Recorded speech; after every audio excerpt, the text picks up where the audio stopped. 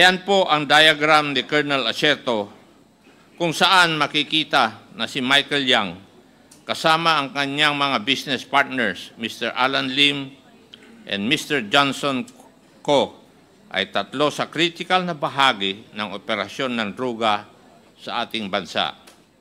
Ayon sa diagram, si Mr. Alan Lim ang local source. Si Mr. Yang ang taga-ayos ng importation side at si Mr. Ko ang distributor. Ipinapakita rin ng slide na ito kung gaano kakomplikado at organisado ang network. Ito po ay end-to-end, kompleto from supply to distribution na may kasamang na ring money laundering operations. Itong mga personalidad na ito ay pamilyar sa atin. Ilang beses na rin lumitaw ang pangalan nila sa Quadcom. Si Alan Lim ay kilalang asawa ni Rose Nono Lim. Si Michael Yang, economic advisor of former President Duterte. And itong si Johnson Ko naman is the person known to have financed and established the infamous Dumoy Laboratory. The incident concerning the Dumoy Laboratory is where Michael Yang, as it would appear, started to build his bones in the drug trade. Matatandaan natin na ang kwento sa Dumoy Laboratory ay nagsimula mula sa dalawang container vans na dumating sa Davao, which Michael Yang and a certain Panther received. Thereafter, pumunta sila sa isang warehouse na nire-rent ni Alan C. At this time, Michael Yang's involvement in dangerous drugs was just very small. His only task was to transport precursor materials necessary to create shabu.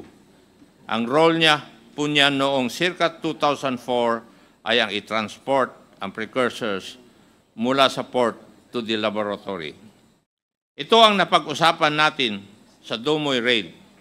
6 na Chinese nationals ang namatay. Base sa raid, na-discover nila na si Alan C. at si Johnson Chua ay ang mga may-ari na warehouses at laboratories na ni-raid. Mula po sa investigasyon natin dito sa Quadcom, nalaman po natin na hindi ma-account kung ano po ang nangyari sa mahigit 10 pang na-aresto ng mga Chinese sa raid na yun. Mahalaga po itong Dumoy Raid na ito dahil ayon mismo kay former President Duterte in a recent interview, inubos daw niya ang mga sangkot dito. Later on in 2005, affiliates of Alan C.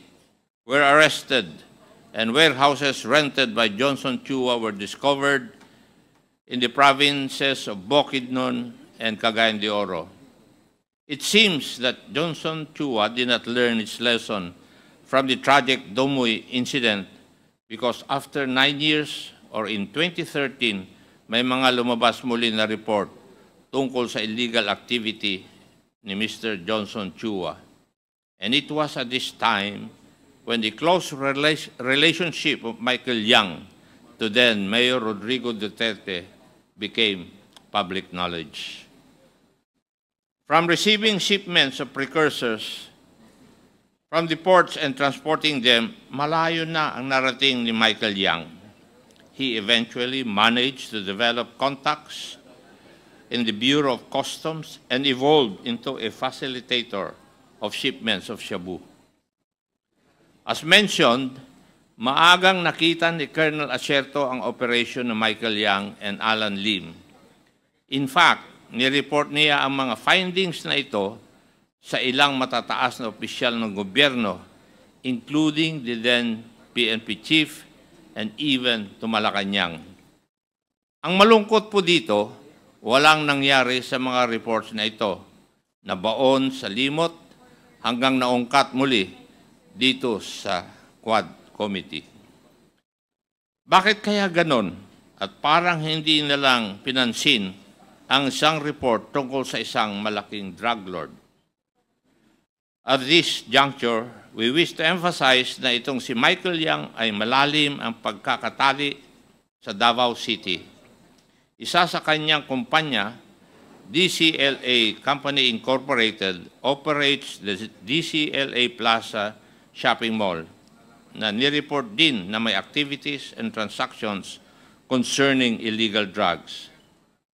Huwag po nating kalimutan na sa pag-aaral ng Quadcom, DCLA also owns Paili Holdings Corporation, the holding company of Paili State, which constructed Clark Majestic World, where 2 Chinese nationals were arrested for kidnapping a Chinese and a Vietnamese national.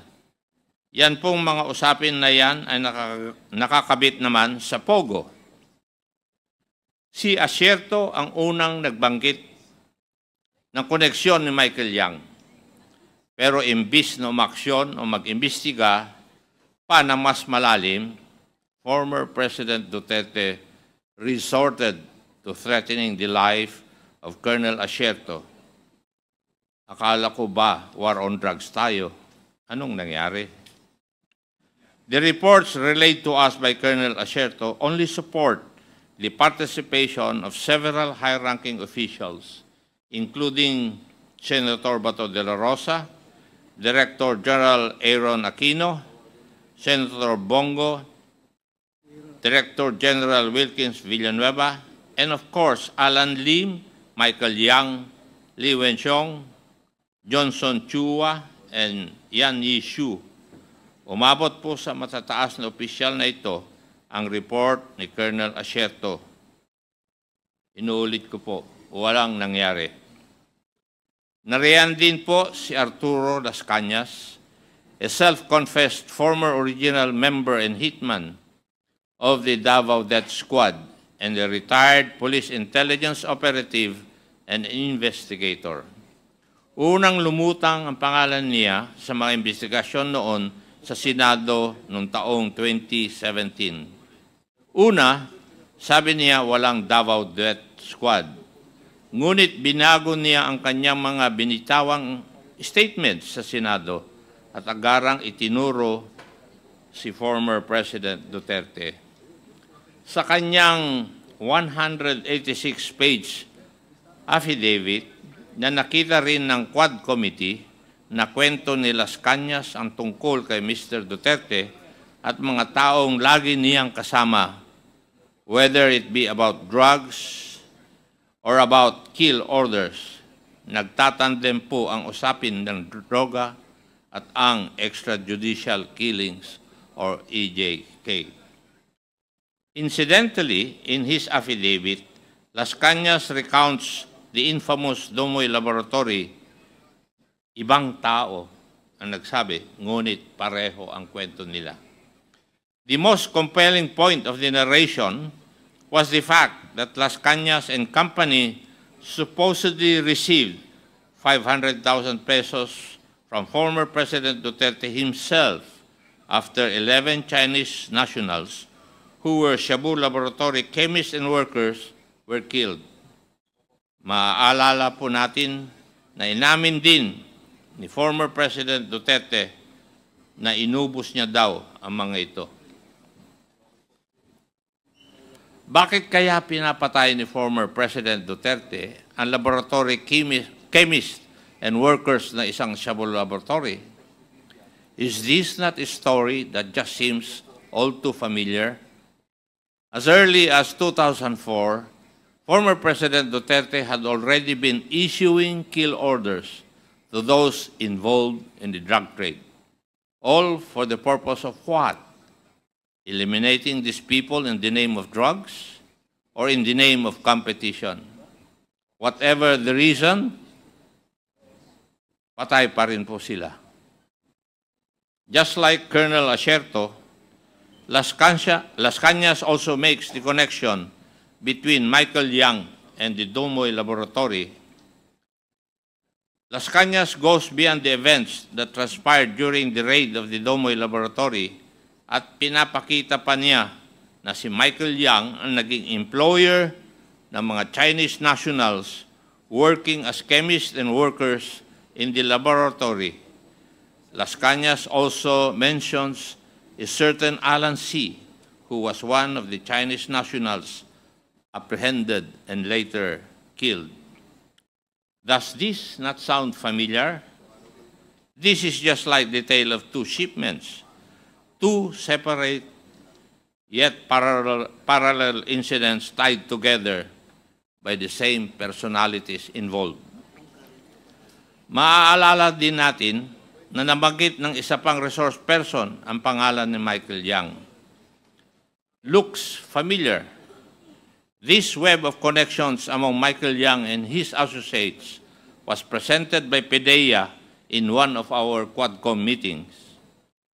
Dito ay makikita natin ang connections ni Michael Yang with Alan Lin, Rose Nono Lin, Johnson Ko, Hong Jiang Yang, Eddie T. Yang, Willie Ong, all of whom have been the subject of our investigations before the Squad Committee, connected by corporations like Piley Holdings Corporation, Piley State Group Corporation, Golden Sun 999 Realty and Development Corporation, and more importantly, Empire 999 Realty Incorporated. Empire 999 Realty Corporation was discovered bago pa man lang binuo ang Quadcom. A corporation owning a warehouse in Mexico, Pampanga, where 560 kilos of shabu with an estimated cost of 3.6 billion pesos was discovered. The shabu entered the country through the port of Subic and was later on delivered to a warehouse owned by Empire 999. Madami at paulit-ulit na ang lumilitaw na koneksyon ni Michael Yang sa business ng droga. Pero nakapagtataka rin, sa gitna ng isang state policy called the War on Drugs, where thousands were killed, kahit sabi-sabi lang ang basis, wala pa rin nakakagalaw against Michael Yang. In contrast,